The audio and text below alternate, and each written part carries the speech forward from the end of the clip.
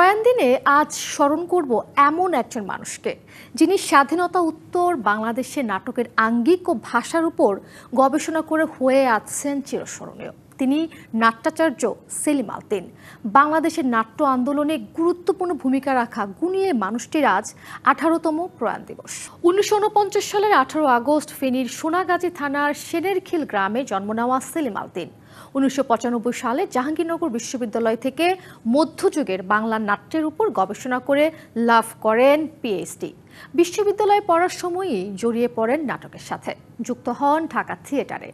বাংলাদেশে একমাত্র বাংলা নাট্যকোষেরও প্রণেতা তিনি। সাহিত্যে বিশেষ অবদানের জন্য 2023 সালে নাট্যাচার্য সেলিম আল-দীনকে দেওয়া হয় সরকারের সর্বোচ্চ বেসামরিক সম্মাননা স্বাধীনতা পুরস্কার। 70-80 দশকের উত্তাল এই শিল্পী মানব বাংলার নাট্যাকাশে অনবদ্য এক পথরেখার সূচনা করেন। গণমানুষের বলা না বলার জীবন কথা, তাদের আনন্দ বেদনা, বিরহ যন্ত্রণা সবই শৈল্পিক মহিমায় ধরা দিয়েছে সেলিম আল-দীনের নাট্যপ্রয়াসে। 2008 সালের আজকের 14 জানুয়ারি না ফেরার দেশে পাড়ি জমান তিনি। প্রয়াণ দিনে তার প্রতি থাকলো শ্রদ্ধা।